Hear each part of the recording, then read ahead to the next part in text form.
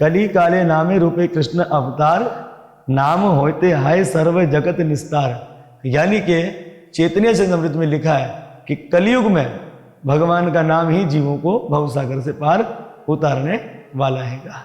तो मैंने आपको पहले भी कहा कि नाम ही हमें नामी से मिलाएगा। तो हमने कई ग्रंथों के माध्यम से ये जानकारी ली कि भगवान का नाम भवसागर से पार उतारने वाला हैगा। अब हम पुनः भागवत में प्रवेश करते हैं। देव ऋषि नारद जी भक्ति जी से कहते, मैया कलयुग में जब ये गुण देखा तो राजा परीक्षित ने कलयुग को छोड़ दिया। भक्ति मैया प्रसन्न हो गई।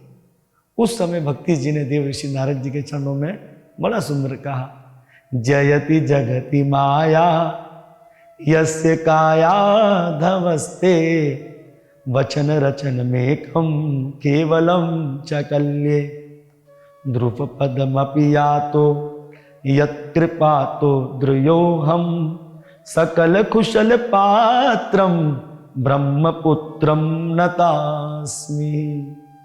भक्ति जी कहती है, देव ऋषि नारद जी आपके ही दिव्य वचनों के द्वारा कयादु नंदन प्रहलाद 5 साल की आयु में भक्ति के आचार्य बन गए और आपके द्वारा ही मंत्र दीक्षित हुए। ध्रुव जी महाराज जिन्होंने 5 साल की आयु में भगवान को प्राप्त कर लिया।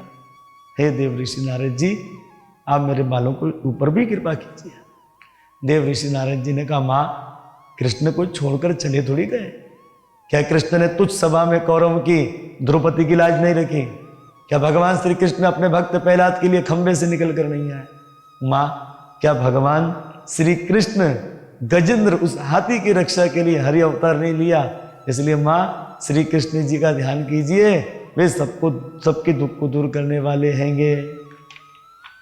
अब देव ऋषि नारद जी ने इतना कहने के बाद वेद मंत्रों का उच्चारण किया और कहा, उठो ज्ञान, उठो वैराग्य। पर वे नहीं उठे। गीता के श्लोकों का उच्चारण किया। गीता के श्लोकों को सुनने से ज्ञान वैराग्य में चेतना आई, उन्हें होश आया, पर बूढ़े और कमजोर होने की वजह से वे पुनः यानी कि दोबारा बेहोश हो गए। उस समय आकाश, हे नारद बिना सत्कर्म के नहीं जागेंगे, इसलिए सत्कर्म करने के लिए किसी साधु पुरुष की खोज करो। अब तो हम और भी चिंता मगन हो गए। कौन सा सत्कर्म ये नहीं कहा, कौन साधु पुरुष उसका नाम भी नहीं लिया। तो भगवान हम चिंता मगन तो थे पर और भी चिंता मगन हो गए। उस समय हम संतों से पूछने के लिए चल दिए। मैं जिस संत से कहता कि भक्ति का दुख कैसे दूर होगा, ज्ञान वैराग्य कैसे जागृत होंगे, पर कोई मुझे जवाब नहीं देते थे। कोई कान में उंगली डालकर बैठ जाता, कोई प्राणायाम खींचकर बैठ जाता और कोई कहता हमारा मौन व्रत है। किसी ने उत्तर नहीं दिया। अब भक्तों ऐसा क्यों हुआ? ऐसा यूं हुआ कि देव ऋषि नारद जी भक्ति के आचार्य हैं।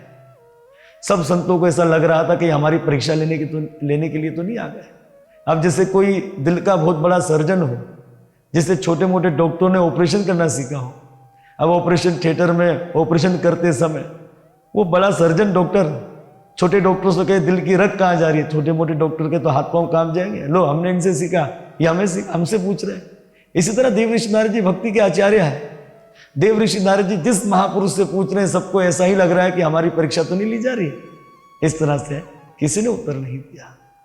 देव ऋषि नारद जी कहते, भगवान जब किसी ने उत्तर नहीं दिया तो हम इसी चिंता में घूमते घूमते घूमते इस बद्रीनाथ पर आ गए और यही मेरी चिंता का कारण है। चारों कुमार मुस्कुराने लगे। अरे नारद इतनी सी चिंता के लिए तुम चिंता करते हो, इसका उपाय हमारे पास है। देव ऋषि नारद जी ने कहा, भगवान बताइए क्या उपाय है? उस वक्त चारों कुमारों ने कहा, श्रीमद् भागवत की कथा।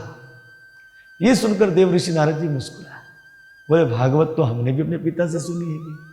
जब वेद सुना दिया, उपनिषद सुना दिया, इससे उनमें चेतना नहीं आई तो भागवत भी तो वेद का अंश है, भागवत से क्या चेतना आएगी?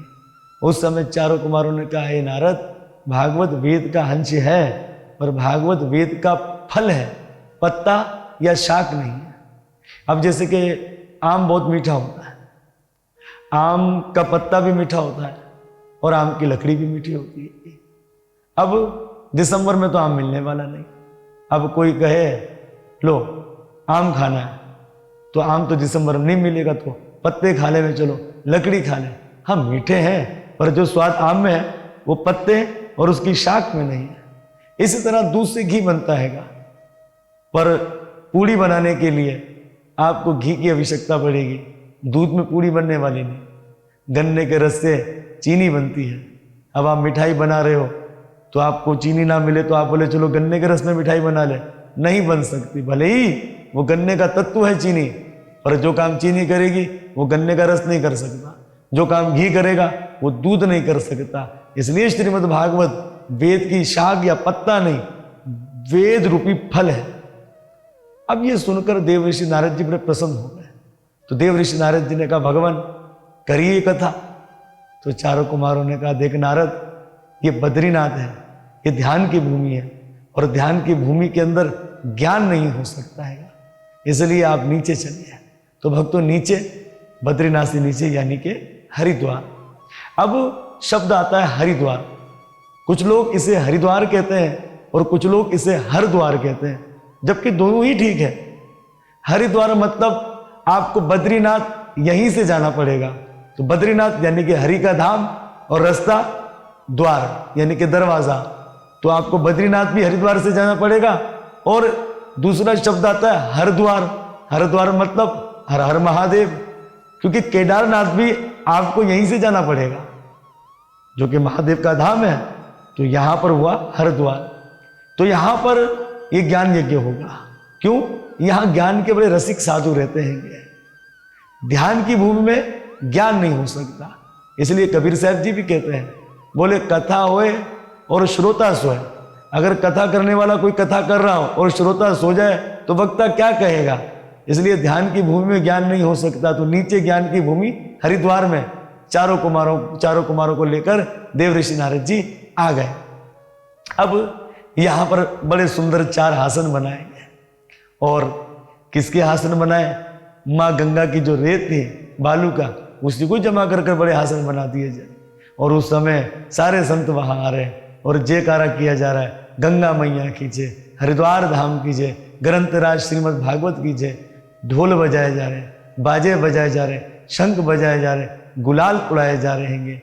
उस समय सब लोग जो ब्रह्मचारी ऋषि थे अपने शिष्यों को लेकर आए, और जो गृहस्थी थे वे अपने पत्नी बच्चों को लेकर आएंगे, और जो आम तौर पर जो आम लोग रहने वाले थे वे सब आ रहे हैं। और जो लोग नहीं आए उन्हें भृगु ऋषि मना के लेकर आ गए, अरे आइए ज्ञान गंगा बह रही है, सब लोग आनंद लीजिए। इस तरह से चारों कुमार आसन पर बैठ गए और ऋषियों को नमन किया। चारों कुमारों ने कह दिया, हे ऋषिवरों, हम आपको श्रीमद् भागवत कथा कहेंगे, जिस कथा को श्री सुखदेव गोस्वामी जी ने राजा परीक्षित से कहा इस कथा को सदैव सुनना चाहिए। क्यों सदैव सुनना चाहिए?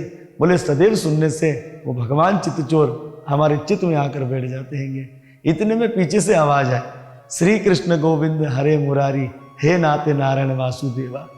क्योंकि भक्ति उस पंडाल में जो शोक मगन थी वो नाचने लगी, और जो भक्ति के बेटा थे ज्ञान वैराग्य, बूढ़े थे, बेहोश थे, वो भी जागृत हो गए और वो भी वहां पर नाचने लगे। अब यहाँ पर एक बात बड़ी ध्यान देने वाली है। हमारे लोगों में बड़ा संशय हैगा, कुछ भी कलेश या कुछ भी कष्ट हो जाए, अब किसी का घर तो बहुत छोटा होता हैगा, ज़्यादा लोग वहाँ कथा में नहीं आ सकते। अब उनका मानना यही है कि हमारे घर में अगर कथा होगी, कुछ होगा, तभी हमारे पूर्वज को या हमारे घर में शांति होगी। ऐसा नहीं है। आप देखें, भक्ति देवी जो शोक मगन थी, ज्ञान वैरागी जो बूढ़े थे, बेहोश थे, कहाँ थे? वृंदावन में। और इनके निमित्त कथा कहाँ हो रही है? हरिद्वार में। अगर आप बस या ट्रेन से भी हरिद्वार से वृंदावन जाते हैं तो लगभग 8 से 9 घंटे लगते हैं। इतनी दूर का फासला हैगा। उसके बावजूद क्योंकि कथा किसके निमित्त हुई? भक्ति के निमित्त हुई, उनके पुत्र ज्ञान वैराग्य के निमित्त हुई, तो इतनी दूर में इनका कल्याण होगा। इसलिए आप अपने मन से ये संशय निकाल दीजिए। किसी भी जगह पर अगर आप अपने जीव के लिए कुछ करवाते हैं तो उसका फल उसे मिलेगा। ये है सत्य सनातन धर्म। अब जैसे कि आपका कोई कहीं भी हो, उसे आप इजी पैसे के द्वारा उसे सब चीज़ दे सकते हैं। इस तरह से आप मन में संशय ना करें। और भागवत में और भगवान की कथाओं में ऐसा बताया गया है, अगर आप ज़्यादा लोगों को बुलाना चाहते हो तो कुछ ऐसे बड़े पंडाल में कथा करें, बड़ी जगह पर करें, भले घर आपका कहीं भी हो, आपको फल मिलने वाला है। हमें इस कथा से ये भी शिक्षा लेनी चाहिए। उस समय सब लोगों ने भक्ति जी को देखा और चारों कुमारों से पूछ लिया, ये कहां से आए? चारों कुमारों ने मुस्कुरा कर कहा, ये यहां से आए। भक्ति हमारे भीतर है, हमें भक्ति बाहर से लानी नहीं पड़ती। जैसे धरती के अंदर पानी है और एक फावड़ा मारकर 1 फीट खोदने से पानी नहीं निकलता, हमें 20, 25, 30, 40, 50 फीट अंदर जाना पड़ेगा, तब जाकर धरती से पानी निकलेगा। इसलिए भक्ति हमारे भीतर मौजूद है, पर मंथन करना पड़ता है। ये श्रीमद् भागवत कथा का 7 दिन का क्या है? ये मंथन है। भक्ति यहां से प्रकट हो जाएगी। और वैसे भी भक्ति के अंदर त्याग है। प्रगति को पहले देना पड़ता है, फिर प्रगति से लेना पड़ता है। अब जैसे कि पानी की मोटर लगी है और पानी ना है तो आप क्या करोगे? उसमें 1.5 लीटर लगभग पानी डालोगे।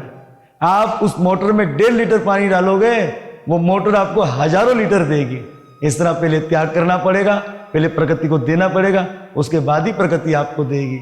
यही नियम है। इस तरह से भक्ति जी ने नमस्कार किया। भक्ति जी ने कहा, हे ऋषिवरों, आपने सबको आसन दे रखा है, मैं कहाँ जाकर बैठूं? उस समय चारों कुमारों ने कह दिया, हे भक्ति जी, ये जितने लोग सुनने वाले मौजूद हैं, आप सबके हृदय में जाकर बैठ जाओ और अकेली मत जाना। अपने पुत्र ज्ञान और वैराग्य इन दोनों को लेकर जाइए। इस तरह से भक्तों देव ऋषि नारद जी गदगद हो गए। इस श्रीमद् भागवत कथा ने भक्ति के शोक को दूर कर दिया और ज्ञान वैराग्य इन्हें जागृत कर दिया।